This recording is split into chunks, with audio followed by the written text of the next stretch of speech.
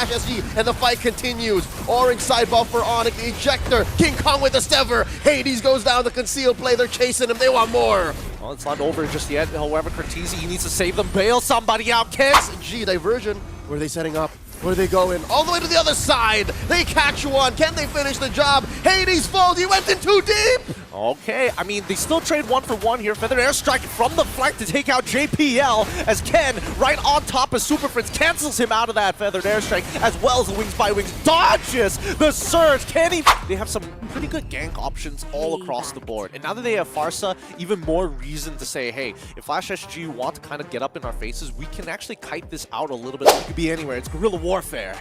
And as you can see in the minimap, that Jawhead is checking the orange. He's making sure that nothing sneaky comes from Hades, and all this while King Kong is just going about his merry way, starting with the purple and now ending up on the other side. If I were to calculate, King Kong is up by like 2 seconds. Yep, he is. Instead of actually checking him, he's actually leashing the buff for his jungler, right? Kind of speeding up the double buff take so they can actually initiate this gank towards JPL's side. So good. It's about tempo, right? And that's what Onic PH want to do. They just want to keep on pouring gasoline, and then they're waiting for that ignition. I'm taking notes. That's how I'm going to start rotating now as a Suyo. Who'd have thunk? Suyo still alive. Ken in trouble.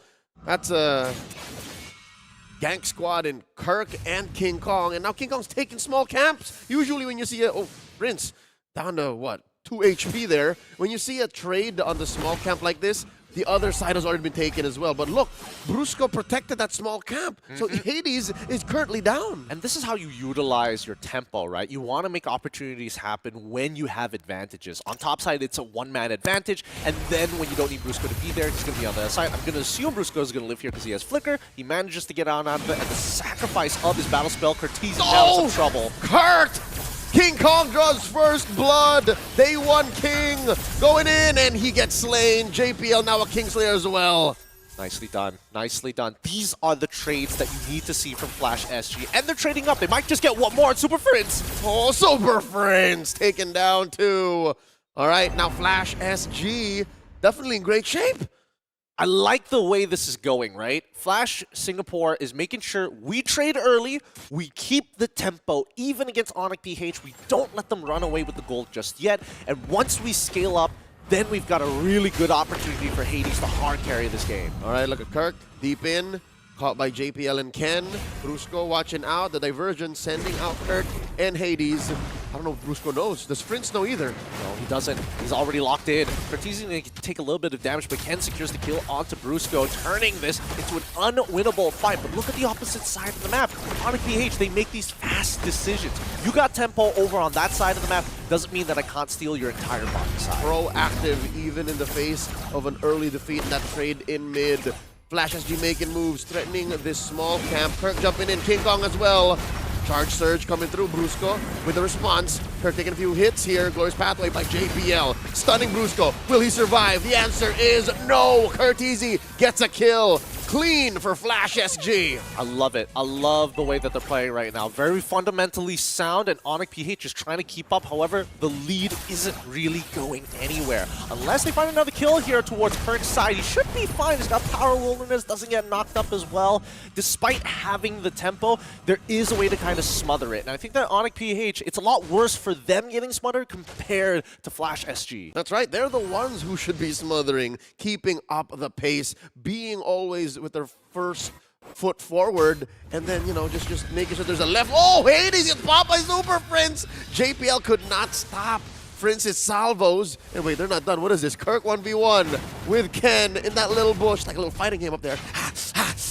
1v1s in the footsies, still being played by topside, and I think for Ken, it's pretty beneficial for him because he did get the Thunderbelt first. Gonna double check the items. Yep, Kirk does not have his Thunderbelt complete just yet, so it's more beneficial for Ken to do so right now. However, on the opposite side, Gold Lane has been pretty silent. Like, nothing has really been going on there. No hard gangs, just camp steals at the most. Yep, that attempted gank by King Kong to trade for the turtle didn't really happen. Not much of dividends paid off there, but Look at this. How did Onic get a 500 gold lead? They've been losing fight after fight after fight. They did get that pick off on Hades. It wasn't shutdown gold. Where's this come from? One, it came from bottom side stealing the entire jungle camp when the turtle initially happened.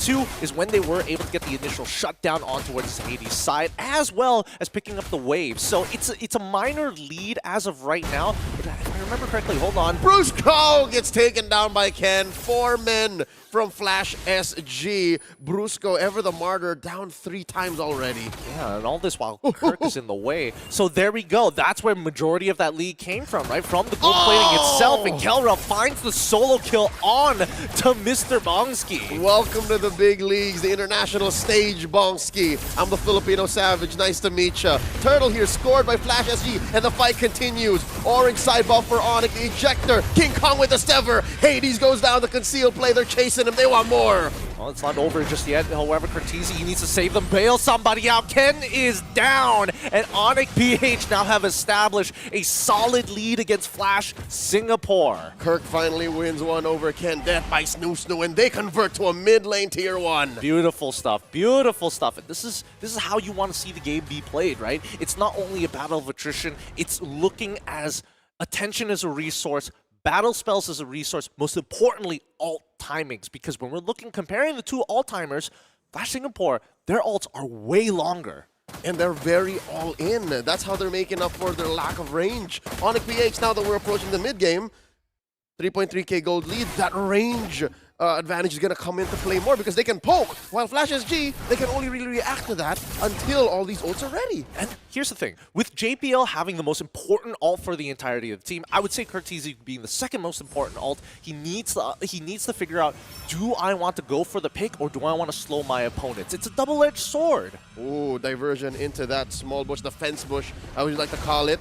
And that was spotted by Super Prince alongside the rest of Onic as they prop up. Feathered airstrike. Ken catches a face full of magic damage, picked off easy just like that. And they're just edging them out slowly with Kirk just absorbing the damage. He doesn't really care. With the help of the power of the wilderness, he can just sit in front of JPL all day, every day. As King Kong trying to run, he dies to Cortese and the fight breaks out with the glorious pathway thrown through. Brusco quickly ejector flickers out of there. Delayed 2-for-1 trade. That's a trade up for FLSG. Some tells me Onic PH stayed a little too long and did not watch their flank. Do they trade a mid-turret off this? It looks like Kirk is trying to slow down that wave as much as he can, but can he survive this? Nah, he's gonna get blasted out. He will sacrifice his life to try and get Kelra in position as JPL blocks the shots. They want to make sure that they get this mid-tier 1 at all costs. They can slow him down, but they can't stop him. Onic Philippines now looking at a turtle lost. All 3 given the FLSG diversion.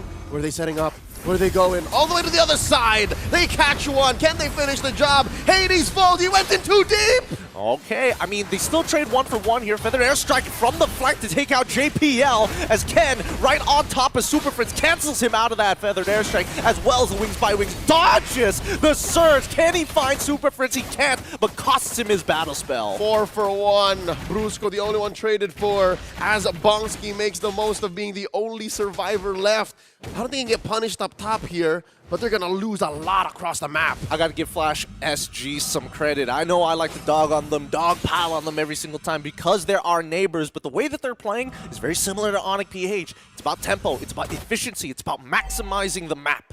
And the only reason why it's taking them for them so long to trade up or to actually come back is because they're ult reliant. So that's the reason why it was a losing trade, then a winning trade, and then finally the big payoff, and then finally Onic gets them back. So we're waiting for that clap back once more. You know that it's inevitable. This is a Flash Singapore that has sound fundamentals. Their mechanics are good. It's just that timing might not always be on their side. So here, approaching the first Lord of the game about 40 seconds from now, can they get a good diversion? Where's it going to be? Oh, all right, they went back there. I mean, initially it went down to the bottom side to guarantee at least a tier 1, or at least put some structural damage on it. And I think that's a good idea, but at the same time, this is where it's going to get really dangerous because now the outer tier turrets have been threatened and have collapsed. You can't really be by yourself anymore. You have to walk in a squad, and based on the items, nobody is really strong enough to maybe 2v1 or even 3v1 in these types of scenarios, with the only exception being Hades, but that's because he's fast. All right, so Onic PH, they know where this is. They know what's going on. That's why they keep Kirk here. and river control brush for King Kong. I guess they're baiting out the Lord. All right, Kirk. Oh, dodge the bullet there. Dodge the bullet, and they will be able to kite this out. I mean, Kirk's going to take a bit of damage here. Are they going to bail him out? Super Prince is in a really dangerous spot. And there's a feathered airstrike. They already used the ejector. Looking for one more. Down goes Bonsky. Quick trade up for Onic PH. King Kong barely surviving. Ken still up. Kelra blasting away. He goes down. Oh, interesting interaction there. Interesting interaction. Now, with the fight being as messy as it was, Onic PH was able to take one more body with them. This Lord is going to be huge for them to get the economic lead that they were looking for, and a solid one at that. 4.8. You see Warriors Pathway is already pulled up, but Onyx's efficiency is just going up. They've made some better hard reads. And now they're going to threaten the orange here. Super Prince very low. Super Prince going to go down. Did not respect the damage output between Bonsky and Hades. Hades will not fall very easily. He is still quite a dangerous being. I mean, a majority of where we're seeing this lead is actually coming from King Kong. While everything is happening across the map, King Kong has not only developed a three-level lead against Hades so far, but based on these numbers, it looks like he's also created about a roughly 1.9 to 2K lead economically. Yep, his crown is coated in gold, and even when he's not doing anything, he's making sure there's a wave nearby or a major objective like this. There's a wave, and then there's a turret that he can see through it that goes down, and slowly but surely, I think he can make it back all the way. As long as he's in mortal form, Lord gonna slowly crash into this tier 3 down bottom, gets that wave clear, and there you go. Top lane gets popped as well. Just a matter of time before Onic PH is inside match space. Yeah, this is where it gets really, really rough. The most powerful position for Onic PH. They're just gutting people down on the siege. That is why we call it artillery. Your turrets mean nothing. Inhibitors is just the goalpost. I can smell a lightning round coming up. The Thunder Gods are coming and knocking. They want your base. They want your mid lane. And they trade out for Brusco, but it's over! Onic PH takes game 1. Whoo! That's only the very first match. FLSG played a strong early to mid game, but I think we're seeing why these games are getting faster and faster, right? It's that end game scenario that they're not sure how to defend properly against. It's a scenario of Flash Singapore getting thunderstruck by the Heralds, but I gotta say, Flash Singapore really